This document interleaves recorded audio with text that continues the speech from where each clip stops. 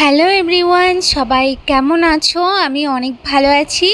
আর সৌমিস কিচেনে সবাইকে অনেক স্বাগত। আজকে আমার রেসিপি হলো লাউ পাতায় রুই মাছের পাতুরি। তো আজকে আমি আপনাদের সাথে লাউ পাতায় রুই মাছের পাতুরি খুব সহজ পদ্ধতিতে আমি যেভাবে বানাই সেভাবে আমি করে দেখিয়েছি। আশা করছি আপনাদের সবার খুব ভালো লাগবে। তো রুই মাছের পাতুরি বানানোর জন্য প্রথমে এখানে আমি নিয়ে নিয়েছি রুই মাছ, আর তার মধ্যে আমি পরিমাণ মতো লবণ আর লেবুর রস দিয়ে আমি রুই মাছটাকে একটু ম্যারিনেট করে নেব।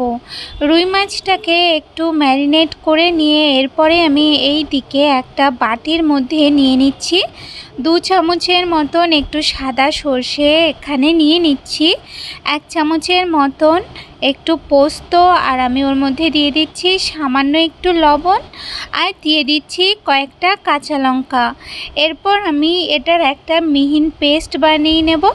পেস্ট বানিয়ে নিয়ে এরপরে আমি ওর মধ্যে দিয়ে দেব পরিমাণ মতন একটু লবণ, এখানে আমি দিয়ে দিচ্ছি পরিমাণ মতন একটু হলুদ, আর দিয়ে দিচ্ছি আমি এখানে একটু লঙ্কার গুঁড়োটা দিয়ে এরপরে আমি ওর মধ্যে দিয়ে দেব একটু সরষের তেল। তো এখানে 2 চামচের মতন আমি সরষের তেল দিয়ে এরপর আমি ভালো করে এই মশলাটাকে একটু মিশিয়ে নেব।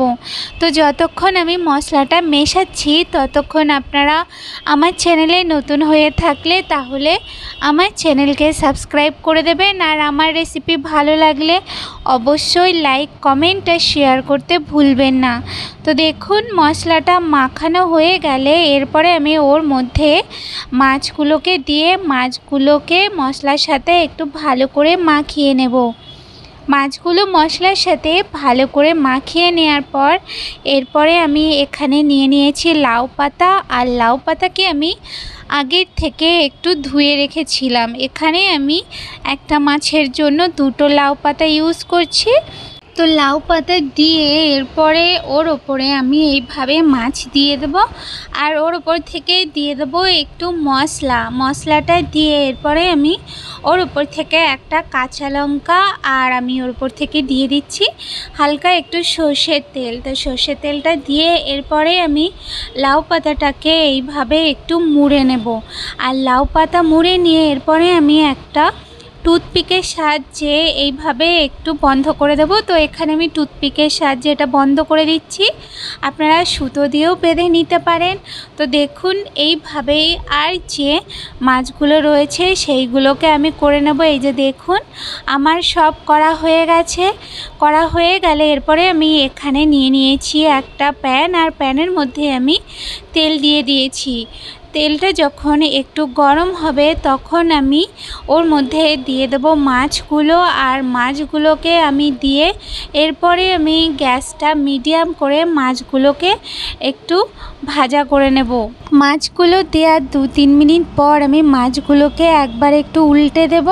মাছগুলোকে একবার উল্টে দিয়ে এরপর আমি গ্যাসটাকে একদম কম করে দিয়ে এরপর আমি মাছটাকে একটু ভালো করে ভেজে নিতে হবে। মাছটাকে উল্টে দেওয়ার পর এরপর আমি গ্যাসটাকে একদম কম করে দেব, আর এই সময় আমি দিয়ে দেব সামান্য একটু তেলটা দিয়ে এরপর আমি আস্তে আস্তে মাছটাকে একবার ভেজে নেব। তো কিছু সময় পর আমি মাছটাকে আবার একটু উল্টে নেব, উল্টে নিয়ে মাছটার অপর সাইডটাও আমি আস্তে আস্তে হতে দেব। তো এই যে দেখুন আমাদের লাউ পাতায় মাছ পাতুরি একদম রেডি। গরম ভাতের সাথে এই মাছ পাতুরি থাকলে আর কিছুই লাগে না। তো রেসিপিটা ভালো লাগলে অবশ্যই লাইক আর কমেন্ট করতে ভুলবেন না। সবাই ভালো থাকবেন, সুস্থ থাকবেন। দেখা হচ্ছে নতুন রেসিপির সাথে। ধন্যবাদ।